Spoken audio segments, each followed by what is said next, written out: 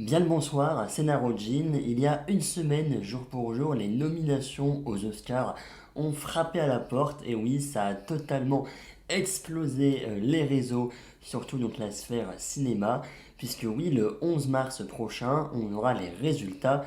Qui sera élu le meilleur film de l'année 2023? Qui aura l'Oscar du meilleur acteur, meilleure actrice, meilleure réalisation? Bref, comme on l'a fait l'année dernière, on se retrouve aujourd'hui pour une vidéo un petit peu chill, entre guillemets, pour parler un petit peu de tout ça, de tous les nommés, de mon pronostic, voilà, de mon premier pronostic, puisqu'ensuite, donc au mois de mars, il y aura une seconde vidéo, comme on l'a fait également pour la dernière édition, donc une deuxième vidéo concernant le pronostic final et le résultat donc dans la foulée, ce qui permettra donc de calculer les points, n'est-ce pas? Là, évidemment, j'ai pas non plus vu tous les films qui sont nommés. Donc là, on est vraiment sur une première vidéo avec le premier choix. Je vais essayer, évidemment, peut-être, si j'y arrive, de rattraper les quelques films que je n'ai pas encore vus actuellement. Et donc, on aura la deuxième vidéo pour le pronostic final. Également, donc, pour l'édition de l'année dernière, j'avais vu seulement, on va dire, 25 films, oui, au cinéma. Et donc, on va dire qu'en termes d'arguments, etc., je n'avais pas vraiment, parce qu'il y avait quand même pas mal de catégories où j'avais vu un film, voire deux films dans la catégorie en elle-même. Cette année, ça va être beaucoup plus compliqué, puisque j'ai fait quand même 4 fois plus de films quand même au cinéma cette année, enfin un peu moins de 4 fois quand même, voilà, en tout cas 80 films cette année, et donc je vois quand même beaucoup de noms que j'ai vus, donc ça va être quand même super intéressant. Il y a des choix, je pense, qui seront assez rapides, mais il y aura quand même pas mal de débats avec moi-même dans cette vidéo. Prenez un café, un thé, l'apéro, peu importe, ça dépend à quelle heure vous regardez cette vidéo, mais en tout cas, on est parti sans plus tarder avec la première catégorie. Pour la première catégorie, on va quand même commencer avec du lourd. Oui, le meilleur réalisateur.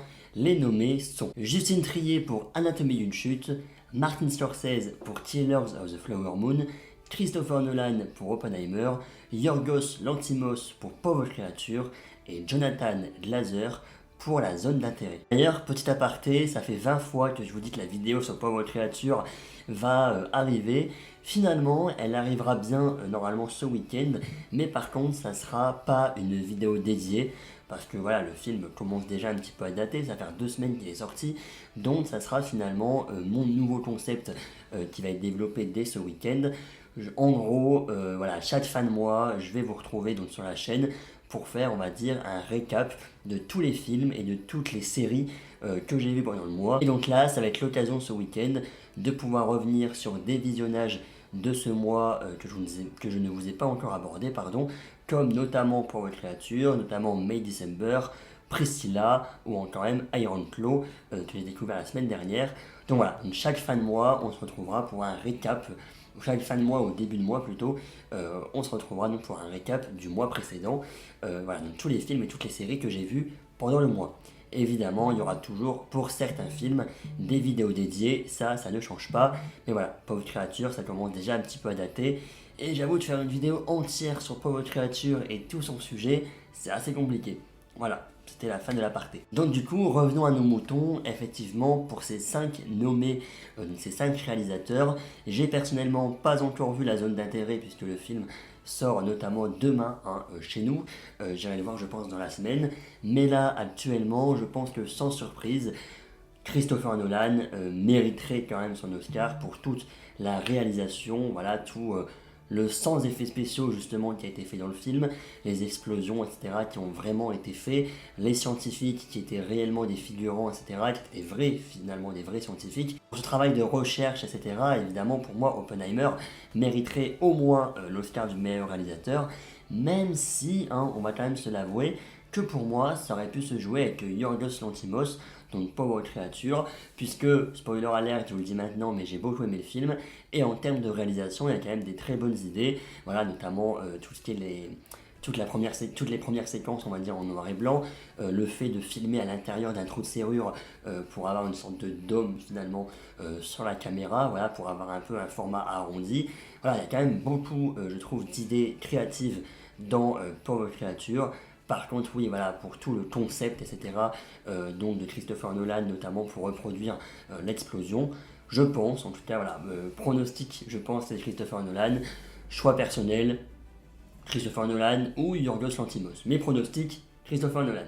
Bon, vite fait quand même, effectivement, Martin Scorsese, le film était très très bien. Moi j'ai beaucoup aimé Killers of the Flower Moon. Par contre, j'avoue qu'il n'y a pas non plus des idées de mise en scène, etc., qui m'ont vraiment marqué, j'avoue. Voilà, désolé pour Scorsese. Et Justine Triet pour Anatomie d'une chute. Oui, j'ai beaucoup aimé Anatomie d'une chute. Oui, la réalisation était très bien pour Justine Triet. Mais je pense quand même que malheureusement, face à un monument et un monstre comme Christopher Nolan, c'est assez compliqué pour Anatomie d'une chute, au moins dans cette catégorie, de l'emporter. Mais voilà, Anatomie d'une chute, il est nommé 5 fois, donc au moins, il devrait quand même, je pense, y avoir un pronostic pour Anatomie d'une chute dans cette vidéo. Ah ça y est, on va commencer déjà à débattre et à gratter un petit peu, à piquer là où il faut pas. Nomination pour la meilleure actrice. Meilleure actrice, pas secondaire, meilleure actrice. On retrouve donc Annette Bening dans le film Niad, je n'ai pas vu. Lily Gladstone dans Killers of the Flower Moon, Sandra Hüller dans Anatomie d'une chute, Carey Mulligan dans Maestro et Emma Stone dans Pauvre créature. Pour cette catégorie, je n'ai pas encore vu Maestro et j'avoue que je n'ai pas encore vu, je ne connais même pas en fait le film Niad, donc je vais déjà enlever ces deux films. Mais il nous reste quand même Anatomie d'une chute, Killers of the Flower Moon et donc Pauvre créature. Je pense que dans tous les cas, même si je n'ai pas vu les deux autres, ça va se jouer entre ces trois-là. J'enlèverai malheureusement Sandra Hüller pour Anatomie d'une chute. C'est toujours pas en cette catégorie que pour moi elle gagnera, mais peut-être qu'elle peut créer la surprise, et honnêtement j'y crois. Il nous reste donc, comme pour les Golden Globes, Lily Gladstone et Emma Stone. Moi je vais vous le dire directement, j'ai beaucoup aimé le jeu de Lily Gladstone, donc dans Killers of the Flower Moon. Par contre, pour moi et pour beaucoup, j'ai l'impression, sur les réseaux, quoique ça divise un petit peu, mais pour moi en tout cas, elle aurait mérité sa nomination dans les meilleures actrices secondaires, puisqu'on la voit pas non plus énormément dans le film. Oui, quand elle est là, je l'ai dit dans ma critique dédiée d'ailleurs, elle crève l'écran, etc. Mais honnêtement, face à une Emma Stone, Emma Stone, Bella Baxter dans Pauvre créature, qui est totalement dingue en termes de jeu d'acteur.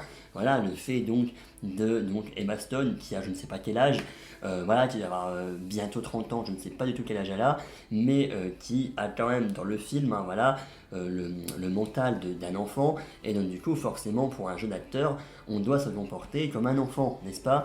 Mais voilà, en termes de dialogue, en termes de gestes, etc., je trouve que Emma Stone, oui, bon, juste pour la fameuse scène de la danse dans Pauvre créature, elle mérite son Oscar pour meilleure actrice, tout simplement. Donc voilà, le choix personnel c'est Emma Stone, le pronostic c'est pour moi également Emma Stone, même si j'avoue que ça risque d'être assez serré entre Emma Stone et Lily Gladstone. Et j'avoue aussi que je serais un peu déçu si Lily Gladstone l'emporte. Oui, elle a été incroyable dans le film Killers of the Flower Moon, mais pour moi, Emma Stone est au-dessus. Donc Emma Stone suprématie, on espère qu'elle l'emportera. On passe maintenant au meilleur acteur. Oui, donc nomination pour le meilleur acteur.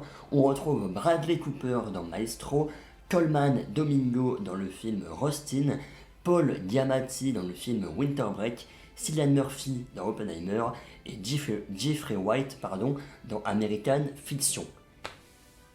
Bon, là j'avoue que ça se complique, puisque dans les 5 films, j'en ai vu seulement un, Oppenheimer.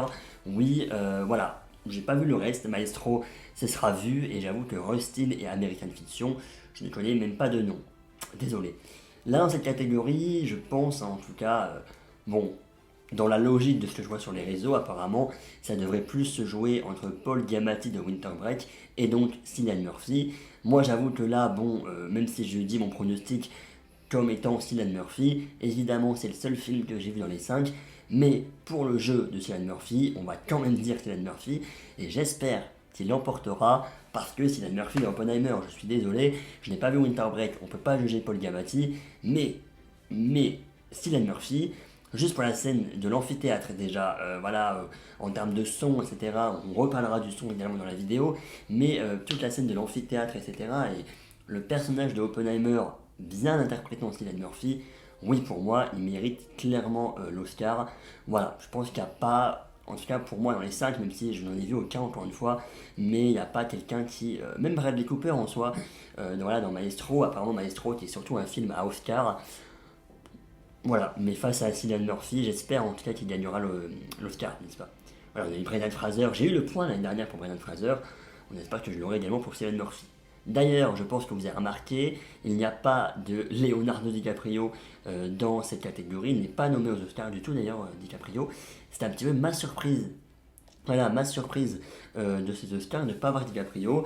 On n'a pas non plus de Joaquin Phoenix donc dans Napoléon. Voilà, Napoléon est nommé un petit peu plus tard dans les Oscars, mais pas en tant que casting. Bon voilà, en tout cas oui, on pensait que les Oscars, ça allait vraiment jouer entre Cillian Murphy, DiCaprio et Joaquin Phoenix.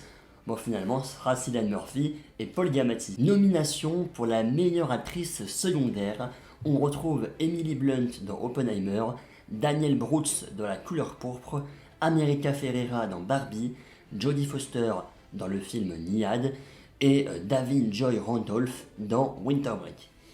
Là, j'avoue, j'ai envie de placer mon Joker, voilà, pour l'instant en tout cas, voilà, puisque je n'ai pas vu les autres films. Là, j'ai seulement vu donc Oppenheimer et Barbie, le fameux Barbenheimer, et j'aimerais en tout cas voir, j'espère, les 3 autres films pour me faire vraiment une idée. Parce que là, j'avoue, Emily Blunt dans Oppenheimer, elle apparaît pas non plus énormément. Oui, le personnage est cool et oui, elle est stylée, mais de là à remporter un Oscar, j'en suis pas sûr. Et j'avoue que America Ferrera dans Barbie, ok, ok si tu veux, le discours de America Ferrera dans le film Barbie était très très bien, voilà, il est quand même impactant, etc. Et c'est l'un des souvenirs que je me rappelle de plus maintenant de Barbie, pour le coup ce discours. Mais encore une fois, de là à gagner un Oscar, j'en suis moins sûr. Voilà, donc pour l'instant, j'avoue que j'ai envie de mettre en joker pour le moment cette catégorie. Et donc pour le pronostic final, j'essaierai de regarder donc de La couleur pourpre qui est actuellement en salle, Winter Break à rattraper et donc le film Niad, et vous dire un petit peu réellement ce que j'en pense. Puisque là, j'avoue, les deux seuls films que j'ai vus, pour moi, ça ne mérite pas vraiment. Désolé. En termes de meilleur acteur dans un second rôle, et là, et là, attention. On retrouve Sterling K. Brown dans American Fiction, on retrouve Robert De Niro dans Killers of the Flower Moon, on retrouve Robert Downey Jr. dans Oppenheimer, on retrouve Ryan Gosling dans Barbie et Mark Ruffalo dans Pauvre créature. Bon déjà j'ai vu tous les films sauf American Fiction, donc on enlève Sterling K. Brown, n'est-ce pas? Maintenant ça va être un peu compliqué, je l'avoue. Déjà bon, hein, voir Ryan Gosling dans meilleur acteur secondaire, là par contre lui je l'aurais bien vu dans meilleur acteur principal entre guillemets. En fait je me dis pourquoi Ryan Gosling qui apparaît plus que Lily Gladstone a lui le droit à seulement secondaire alors que Lily Gladstone a le droit à principal. Voilà, enfin en tout cas oui j'avoue que moi Lily Gladstone en tout cas je persiste à dire que ça paraissait plus cohérent en meilleure actrice secondaire. Mais enfin, là j'avoue que c'est un peu compliqué parce que je vais être honnête avec vous, unpopular opinion, moi j'avoue que la présentation, on va dire l'acting des deux Robert, donc Robert De Niro chez Scorsese et Robert Downey Jr. chez donc Nolan, j'avoue que c'est pas pour moi des prestations qui m'ont le plus impacté dans le film, n'est-ce pas? Pour moi, Killers of the Flower Moon, c'est plus Lily Gladstone justement, et pour Oppenheimer, c'est plus Cillian Murphy, voilà. Mais j'avoue que oui, la prestation des deux Robert, ok, elle était sympa. Et de là à remporter des Oscars, j'avoue que je suis peut-être en une populaire opinion. N'hésitez pas à me dire ce que vous en pensez en commentaire. Mais pour moi, j'avoue que Robert De Niro, dans le film Killers of the Flower Moon, ouais. En fait, là, j'avoue que j'hésite beaucoup. Parce que Mark Ruffalo dans Pauvre créature, par exemple, ok, il est con, mais je trouve que ça change du registre qu'on a avec du Hulk, etc. Et je trouve que pour un meilleur acteur dans un second rôle, Mark Ruffalo, en tout cas, pourrait l'emporter. Enfin, en tout cas, moi, ça ne me dérangerait pas que lui l'emporte, parce que je trouve que ça change vraiment de son registre de Bruce Banner, etc. par exemple. Et voilà, il y a quand même des scènes où, voilà, son fameux Bella, Bella, bref. Je trouve en tout cas qu'il y a un bon acting, ok? Ryan Gosling, Ryan Gosling c'est Ken, forcément c'est Barbie. J'ai un peu perdu, je pense en tout cas, pronostic, vas-y je vais vous dire quoi, je vais vous dire pronostic. C'est peut-être pas mon choix personnel, mais je vais dire ça, parce que dans tous les cas je suis perdu dans tout ça. Pronostic, Ryan Gosling va l'emporter. Allez. Voilà, il a gagné les Golden Globes, donc, et je pense que il peut l'emporter face aux deux Robert. Je pense que si c'est ça, ça va vraiment faire scandale sur les réseaux, mais j'avoue, c'est ce que je pense. Voilà. Mais voilà, il est drôle, il y a sa fameuse musique I'm Just Ken, dont on reparlera évidemment tout à l'heure. Mais voilà, en tout cas, moi j'avoue que les deux Robert, c'est un peu mon unpopular opinion, mais je suis plus team Ryan Gosling et Mark Ruffalo pour l'emporter que les deux Robert. Ouais, je suis désolé. En tout cas, voilà, moi je reste en tout cas pronostic sur Ryan Gosling, et j'avoue que mon choix personnel, ce serait peut-être même Mark Ruffalo que j'ai vraiment trouvé différent. Voilà. Est-ce que l'Académie pensera comme moi et que ça change de ses rôles habituels? Je ne suis pas sûr, mais voilà. C'est un peu mon joker également celui-là où je suis pas du tout sûr, mais voilà. Allez, on va dire Ryan Gosling, c'est mon pronostic. Je sais que j'aurai faux à celle-là, je sais que ça va être Robert De Niro ou Robert Downey Jr. qui le remportera. Mais peut-être que d'ici mars, je changerai d'avis, c'est possible, mais voilà. Ryan Gosling, pour l'instant. I just can't, na na na na, say the friend. Ça va faire scandale, je vais perdre 3 abonnés. Nomination pour le meilleur scénario adapté, on retrouve dans les nommés American Fiction, Barbie, Oppenheimer, Pauvre créature et La zone d'intérêt. Alors, je n'ai pas dit American Fiction, je sais que donc Barbie c'est évidemment adapté donc des poupées, Oppenheimer c'est adapté de la biographie d'Oppenheimer, Pauvre créature c'est adapté du roman Pauvre créature, et La zone d'intérêt c'est adapté du roman La zone d'intérêt. Bon, après j'avoue que pour cette catégorie c'est mieux de lire les romans, c'est clair, mais là j'avoue que je vais peut-être dire Barbie en termes de pronostic. Bon, mon choix personnel, ça serait aussi Barbie, j'avoue. Parce que voilà, Barbie, c'est quand même un film qui est adapté à la base voilà, d'une licence de poupée, etc. Et je trouve que notamment en termes de référence, entre guillemets, bon, juste le fameux chien ou l'ambulance au début du film, même toutes les maisons roses, tous les accessoires et tout le merchandising qu'ils ont reproduit donc dans la réalité pour aller dans le live action de Barbie, je trouve quand même que c'est bien adapté. Et oui, après, voilà, c'est quand même encore une fois dur de juger. Voilà, parce que Oppenheimer, c'est adapté d'une biographie d'Oppenheimer. Pauvre créature, adapté d'un roman. Bon voilà, c'est vrai que quand tu ne lis pas le roman, c'est un peu dur de savoir si c'est bien adapté ou pas. Mais je trouve que là, Barbie pourrait l'emporter. Moi, ça me choquerait pas. Et je taperais pas un scandale, en tout cas pour cette catégorie. Parce que Barbie, j'avoue que en termes de direction artistique, etc., c'est quand même bien adapté par rapport à l'univers. Voilà, quand on pense à Barbie, on pensait bien à la peinture rose, etc. On a eu du rose et c'est bien adapté pour moi, donc meilleur scénario adapté. Bon, si c'est Barbie, ça ne me choquerait pas en tout cas. En termes de meilleur scénario original maintenant, les nommés sont Anatomie d'une chute, Winter Break, Maestro, May December et Past Lives. J'en ai vu qu'un seul, deux, j'ai vu Anatomie d'une chute et May December dans la liste. J'avoue que là, je suis un peu. Voilà, hein, dans ma tête, je me dis qu'honnêtement, Maestro pourrait l'emporter parce qu'encore une fois, apparemment, c'était un film à Oscar et donc ça ne me choquerait pas qu'il gagne au moins celle-là en termes de meilleur scénario original. Même si en soi, donc la personne donc, qui interprète Bradley Cooper a vraiment existé. Donc pourquoi original? Bon, je ne suis peut-être pas sûr. Past Lives, apparemment, c'était vraiment très bien. Les gens l'ont mis dans leur top 10, etc. Par contre, moi, mon choix personnel, mon pronostic, malgré que j'ai pas vu non plus tous les films, je mettrai Anatomie d'une chute, oui, pour cette catégorie, parce que, eh ben, c'est quand même un film qui n'est pas adapté d'un roman, etc. C'est vraiment pensé par quelqu'un, entre guillemets, et je trouve qu'en termes d'idées, de mise en scène, de montage, même le scénario, donc avec donc cette histoire de meurtre, le procès, les preuves, etc. Mise en scène également de comment les preuves ont été donc montrées au procès, etc.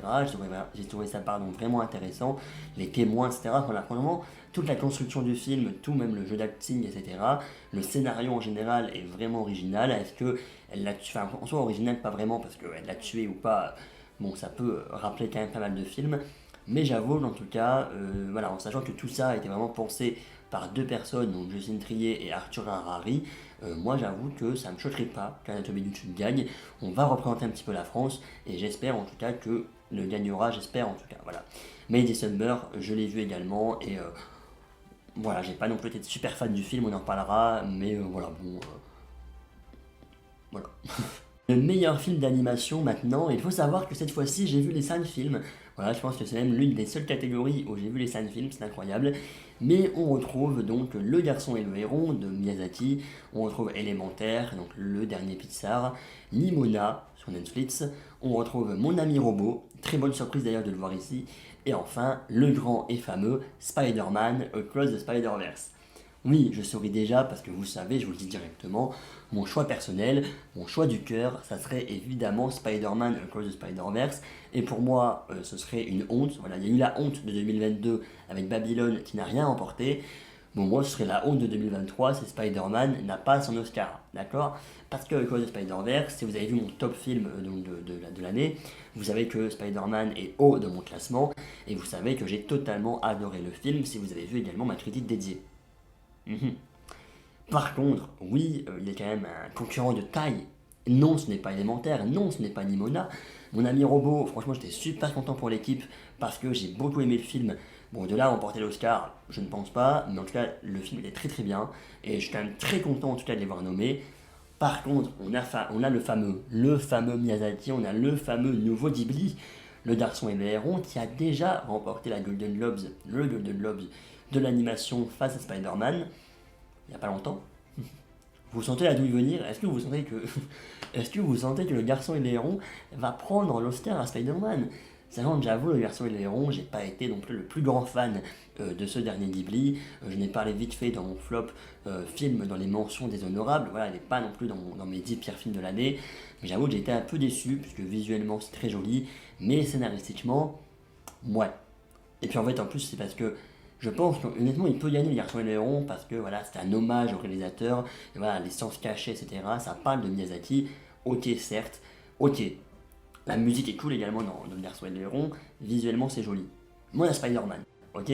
Spider-Man, c'est pop, c'est 7 animations différentes, c'est un scénario sur le multivers de folie avec Canva, on a Miles Morales et Gwen Stacy, c'est juste super bien, c'est super attachant. Bref, on a Alice Stenfeld, pardon, non, ça c'est pas vraiment un argument, mais on a quand même Alice Stenfeld qui fait la voix de Gwen Stacy. Bref, tout ça pour dire que Spider-Man Across the Spider-Verse mérite très clairement de gagner cet Oscar. Propagande de Spider-Man à partir d'aujourd'hui, hashtag Sauver Spider-Man dans les commentaires. Le meilleur film international maintenant, vous savez peut-être que la France n'a pas été représentée. En tout cas, donc c'était La Passion de Dodin Bouffant qui était le finaliste finalement de la France aux Oscars.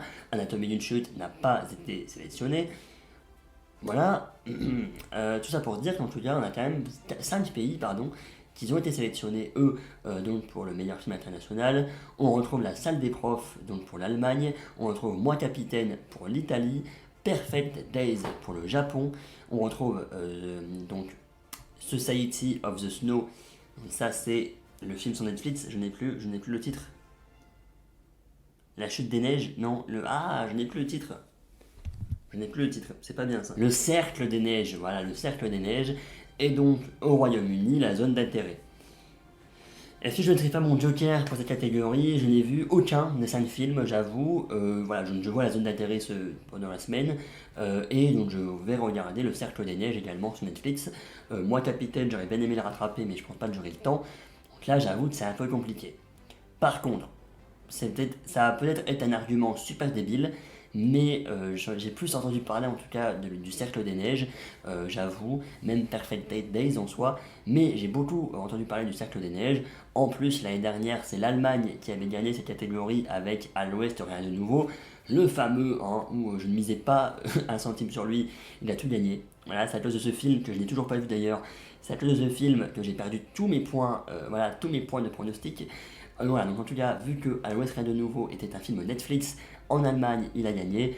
Cette année, je dirais Le Cercle des Neiges parce que c'est aussi de Netflix. Oui, l'argument est totalement débile, mais c'est mon pronostic pour le moment avant de tout rattraper. En plus, j'ai beaucoup entendu parler, apparemment c'est une histoire très bouleversante, donc on verra ça. Bon, cette année, je ne fais pas le documentaire, voilà, j'avoue, même le court-métrage, puisque je n'ai rien vu en termes de documentaire cette année. Donc, j'ai pas envie de vous dire un pronostic qui finalement ne servira à rien. Voilà, donc, documentaire court-métrage, on passe. Et on passe directement, justement, à la meilleure musique de film. On retrouve dans les nommés American Fiction, Indiana Jones, oui, et le Cadran de la Destinée, Killers of the Flower Moon, Oppenheimer et Pauvre Créature.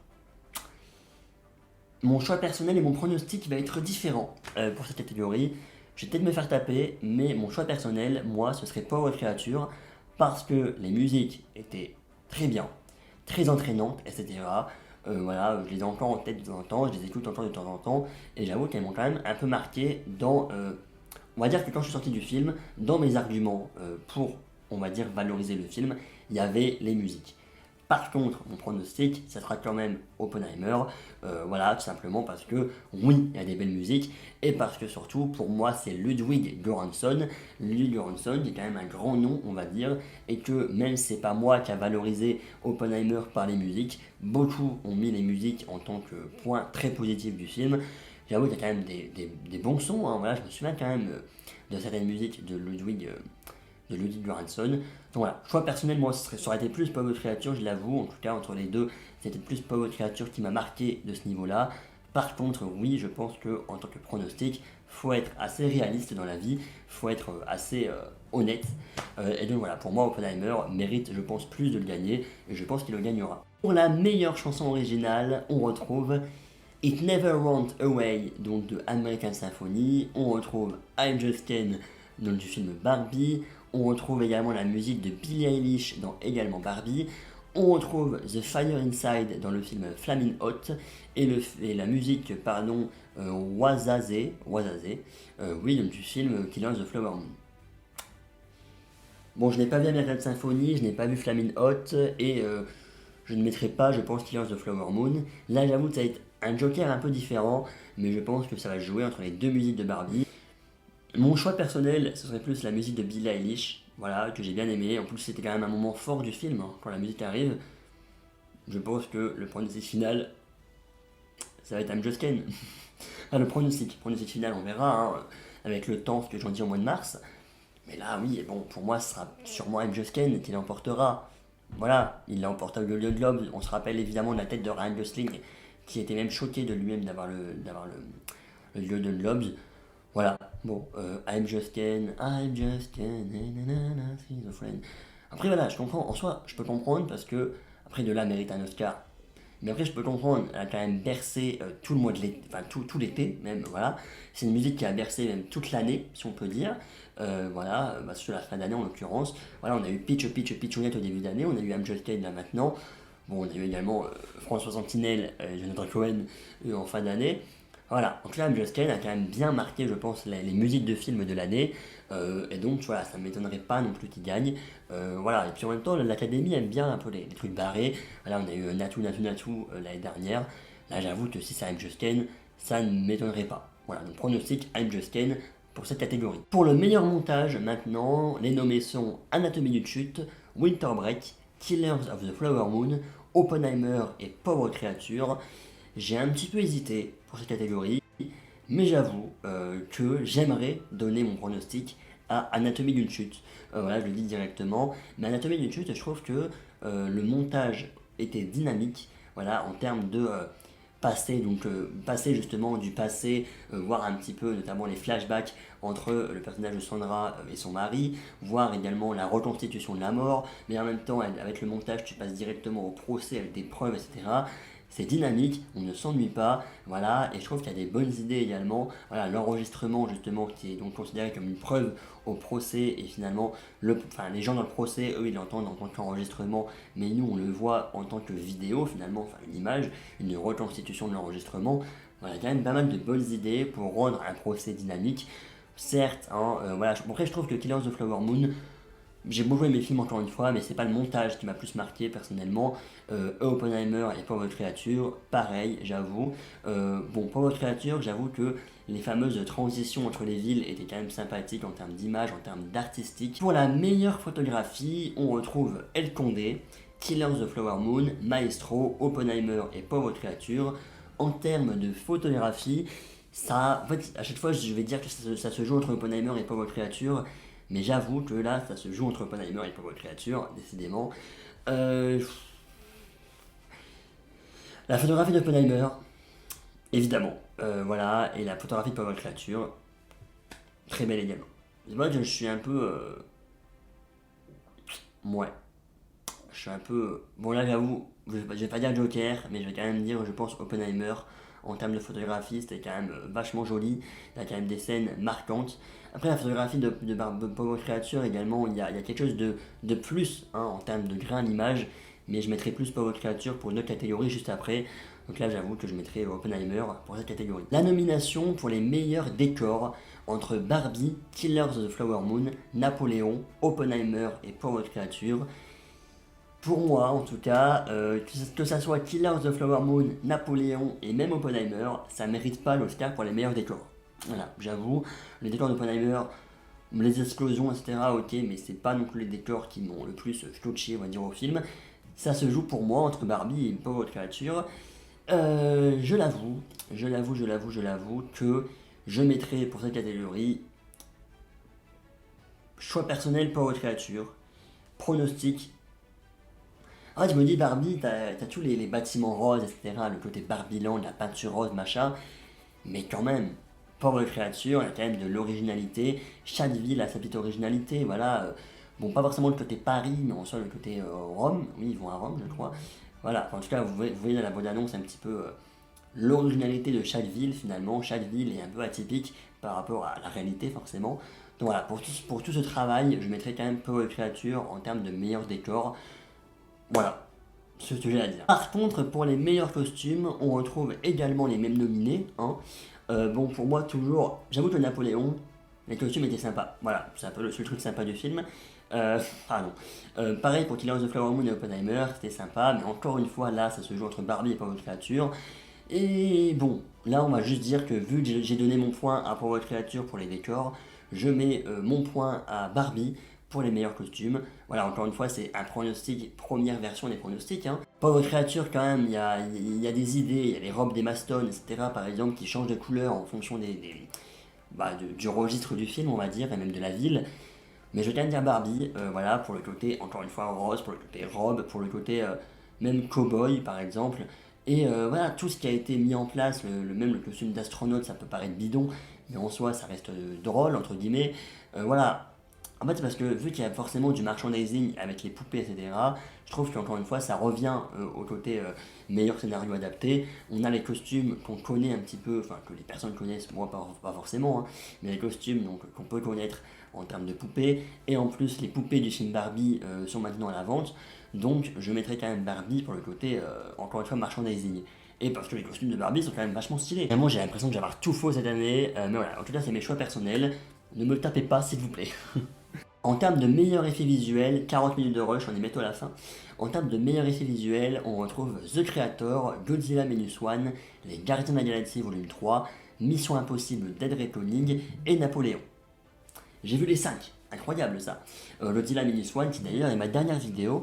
Voilà, je vous invite à aller le voir, voir la vidéo, malgré le fait que le film s'en va donc demain, voilà déjà du cinéma. Mais là, j'avoue que c'est un peu plus compliqué. Déjà, il y a un Marvel en nominé, trop bien, le meilleur de l'année quand même. Bon, c'était pas si compliqué face à The Marvels et surtout Ant-Man and the Wasp Quantumania. Mais enfin, là, j'avoue que, bon, il faut quand même soutenir le fait que Godzilla, encore une fois, je dis dans ma critique, c'est seulement 15 millions et je trouve que les effets spéciaux sont quand même vachement jolis. On est d'accord. Mais en termes d'effets spéciaux, c'est pas ça qui va le plus waouh et Mission Impossible. On est dans un film d'espionnage d'action et c'est pas non plus les effets spéciaux. Après, je sais pas ce qu'ils appellent effets spéciaux vraiment, mais oui, non. En tout cas, tout ça pour dire donc que moi je mettrais plus en choix personnel, je mettrais plus Godzilla Minus One.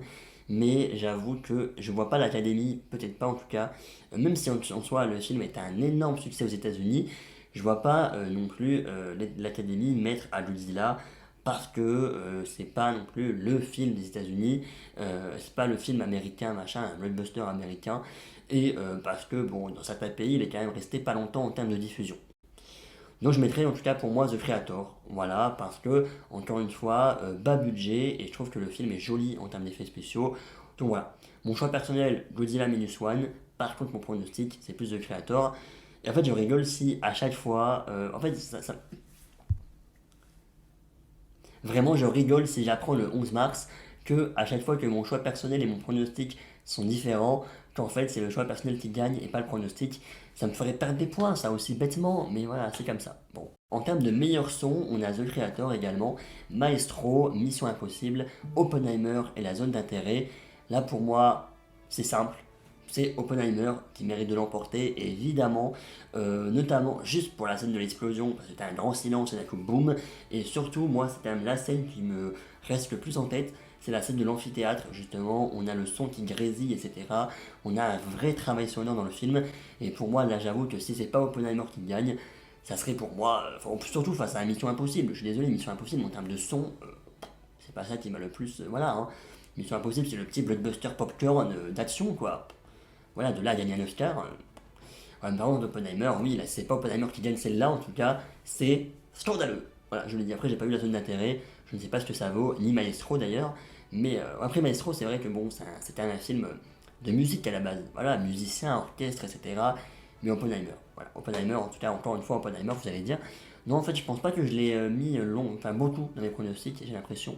Voilà, il y a quand même beaucoup de pauvres, même pas, de pauvres créatures.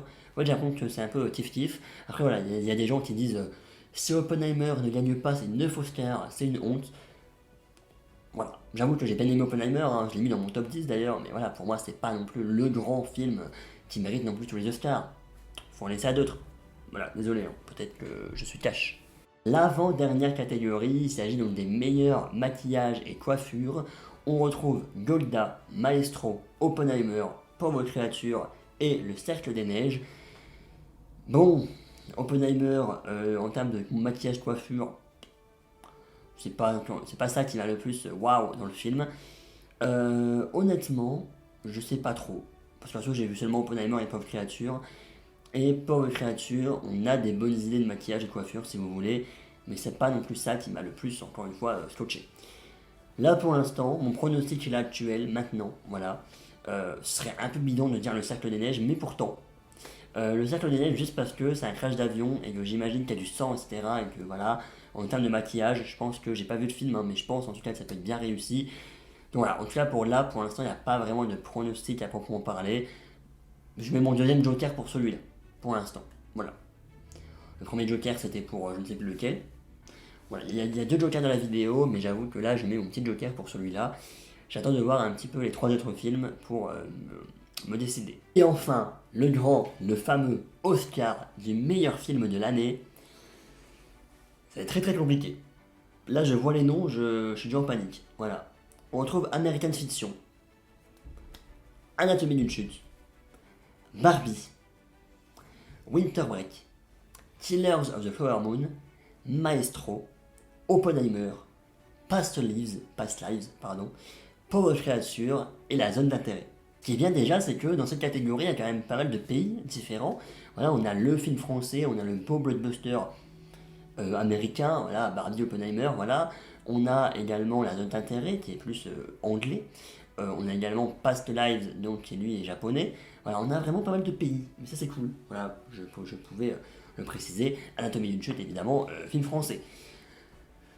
Ah là là là là, c'est un peu compliqué. Bon alors là-dedans, je n'ai pas vu quoi? Je n'ai pas vu La Zone d'intérêt, que je verrai encore une fois cette semaine. Je n'ai pas vu Past Lives, je n'ai pas vu Maestro, je n'ai pas vu Winter Break et je n'ai pas vu American Fiction. Honnêtement, honnêtement, mon choix personnel n'est pas pareil que le pronostic. Je me rappelle que je m'étais trompé, j'avais dit Avatar 2 l'année dernière et finalement c'est Everything Everywhere. En plus, je l'avais dit, oui, Everything Everywhere. J'avais dit, là, c'est là où j'avais dit choix personnel Everything Everywhere, mais pronostic Avatar 2. Ou j'avais dit The Fabelman, je ne sais plus. Peut-être j'avais dit The Fabelman l'année dernière. Bon, là, j'avoue, je vais peut-être dire Oppenheimer. Voilà. Anatomie d'une chute, très bien. Mais encore une fois, pour moi, face à des mastodontes, ouais, en tout cas, Anatomie d'une chute, pour moi, il gagne quand même le meilleur montage. Voilà, c'est quand même cool. Voilà, au moins ça, s'il vous plaît, qui en gagne au moins un. Barbie, moi, je suis la team qui a bien aimé Barbie. Mais de là à gagner le meilleur film, voilà. Moi, en tout cas, Barbie, je le laisse gagner s'il veut Anne Jusken. Je le laisse gagner s'il veut. Je le laisse gagner avec plaisir, même, pourquoi pas, le meilleur scénario adapté. Je laisse gagner également, pourquoi pas, pas les décors du coup, mais les costumes. Je rigole, c'est l'inverse. Je rigole, en fait, c'est. Les décors, c'est pas Pauvre créature, mais c'est Barbie. Et les costumes, c'est pas Barbie, c'est Pauvre créature. Alors là, ça me fait encore 2 points en moins. Voilà, donc je lui laisse gagner ça également s'il veut. Je lui laisse gagner s'il veut Ryan Gosling en tant que meilleur acteur secondaire. S'il veut. Mais en meilleur film tout court, c'est pas non plus. C'est un film, évidemment, qui a marqué l'année, oui. Mais gagner l'Oscar, Oscar quand même, c'est un gros nom. Non. Winter Break, j'ai pas vu, mais j'avoue que de là à gagner un Oscar également pour le meilleur film, ouais. Killers of the Flower Moon, c'est du Scorsese. De là à gagner un meilleur. De là à gagner. Non. En fait, j'ai l'impression que Killers of the Flower Moon va rien gagner cette année. Peut-être que je me trompe, hein. Mais ouais. Peut-être Littleton, hein, mais il y a Emma Stone quand même. La zone d'intérêt, donc je ne l'ai pas vu, je n'aurai pas jugé. Pauvre créature, et ma pauvre créature, et ben c'était génial, hein. Mais en plus, il est sorti en 2023, c'est pour ça que, bon, peut-être que les gens se disaient déjà dans les Oscars, alors qu'il est sorti il y a 2 semaines, il est sorti en 2023 aux États-Unis. Pauvre créature, en soi, oui. Moi, en tout cas, peut-être je le donnerais peut-être à Pauvre créature parce que le film est incroyable. Mais même si je le trouve un petit peu surcoté et que je ne l'ai pas revu depuis sa sortie, je le donnerais peut-être, mon pronostic en tout cas, irait à Oppenheimer pour cette catégorie. Voilà, Oppenheimer, meilleur film de l'année. Ça ne m'étonnerait pas, en tout cas, pour la réalisation, pour le scénario, pour l'acting. Même si encore une fois, je vais me répéter, mais les deux Robert pour moi, enfin non, le Robert, le seul Robert du film, Robert Downey Jr., l'acting est bien, évidemment, mais de là à avoir un Oscar. Donc voilà, j'avoue que je mettrais plus Oppenheimer quand même dans cette catégorie. Voilà, parce que le reste, soit j'ai pas vu, soit c'est des bons films évidemment, mais qui soit pour par exemple Anatomie d'une chute face à la concurrence, malheureusement ça n'ira pas. Soit c'est des bons films, mais de là gagner l'Oscar du meilleur film, on va pas abuser. Donc pour moi, je mettrais quand même Oppenheimer pour cette catégorie. 50 minutes de rush, je sais pas du tout combien de temps la vidéo va durer, mais voilà. En tout cas, c'est la fin de cette vidéo, j'espère qu'elle vous aura plu. N'hésitez pas à me dire, vous en commentaire, vos pronostics, voilà. Peut-être vous l'avez fait au fur et à mesure, hein, mais n'hésitez pas à me dire en tout cas peut-être quel film pour vous gagnera le plus. Oppenheimer, Barbie, Killers of the Flower Moon. N'hésitez pas à me dire, moi oui, je pense qu'Oppenheimer gagnera le plus. Voilà, Barbie. Voilà, il y a quand même des catégories où pour moi Barbie, je suis peut-être pas forcément d'accord. Voilà, America Ferrera par exemple. Voilà. Mais voilà, en tout cas, voilà. Pour moi, Napoléon gagnera rien, par exemple. Mission Impossible non plus. Mais voilà, on verra ça. Ça arrive le 11 mars.